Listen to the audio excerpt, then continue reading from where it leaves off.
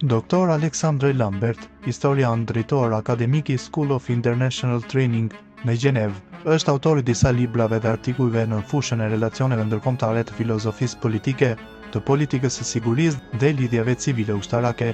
Lambert ka vizituar Shqipërinë dhe ka filluar të njohë çështjen shqiptare që në rinin e tij, me kërkime të bëra në arkivin e lidhjes së kombeve në Gjenevë, ku njoh mirë edhe çështjen çame. Historiani zvicerian ka mbuluar se nuk është e rastit që shqiptarët në asnjë moment të historisë nuk njihen si kom që i kanë sulmuar kombet e tjerë, dhe se shumë shqiptarë kanë shkëlqyer duke drejtuar qoftë perandori, qoftë shtetet e tjera. Po kështu sipas tij të tjerë shqiptarë kanë në emrin e tyre në fusha të ndryshme të shkencave në shtete të ndryshme të botës. Më tej historiani ndalet në zhvillimet pas luftës së dytë botërore, duke shprehur bindjen se ajo që ndodhi me Shqipërinë, me lënien e saj në bllokun e lindjes, ishte një llogari e bërë nga aleatët që fituan luftën, me fonde edhe disa këshilla se si duhet të veprojnë shqiptarët për të ngjitur pranë shumicës aty ku ata tentojnë. Në mesjet shqiptarët i kanë dhënë udhëheqësit së botës, udhëheqës laik ose fetar dhe personalitete kulturore që i kalojnë kufit e Europës. Disa pap kanë qenë shqiptarë, për shembull Klementi i 11 me i dalluari prej tyre, por shqiptarët kanë qenë në krye të feve me rëndësi botërore, si në krye të fesë ortodokse, ashtu dhe tasa e muslimane.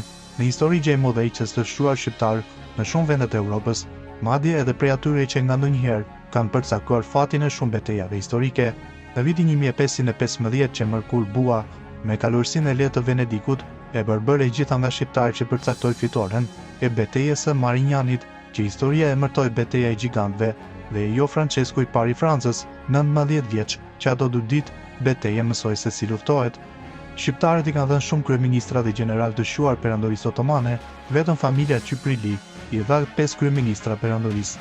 Shqiptarët i kanë dhënë shumë heronj të pavarësisë greke, prej të cilëve po përmend Konduriotis, Margo Boçari, Kanaris, Kolokotroni, Karaiskaqis, Bubulina e të tjerë, që ishin udhëheqësit e revolucionit grek, prej të cilëve edhe disa kryeministra të shtetit të ri të pavarur grek. Rumania gjithashtu ka pasur një familje princerore me origjinë shqiptare, Aleksandër dhe Vladimir Gjika, si dhe princesha Eleonora, e njohur me emrin Dora d'Istria.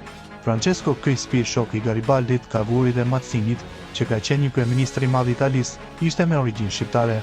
Piktorë si Carpacci, Albani e të tjerë, humanisti Leon Nictomer, profesori Koperniku dhe shumë personalitete shqiptare janë nderuar nga historia e Italisë.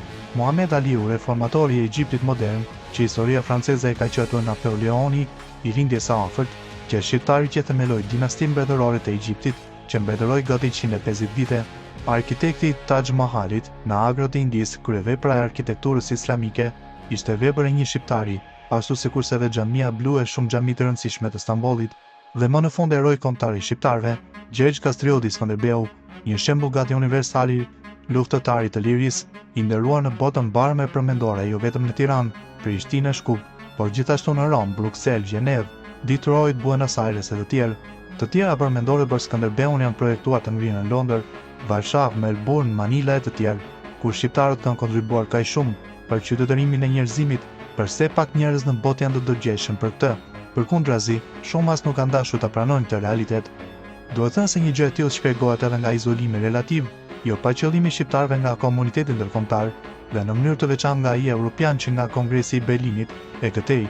Në të vërtetë pas mundjes së turqëve në luftën ruso-turke, shtypi ndërkombëtar filloi punën për të injoruar shqiptarët duke i nderuar emrin nga dishurit të dikushëm të Ilirisë së banuar, që nga kohët parahistorike dhe deri në ditët e sotme nga ilirianët, pra shqiptarët. Ato e pagëzuan me emrin e ri që ka edhe sot, nga dishulli i Ballkanit, vetëm duke u nisur nga vargu i maleve Ballkan, përse ju vërsulën shqiptarëve.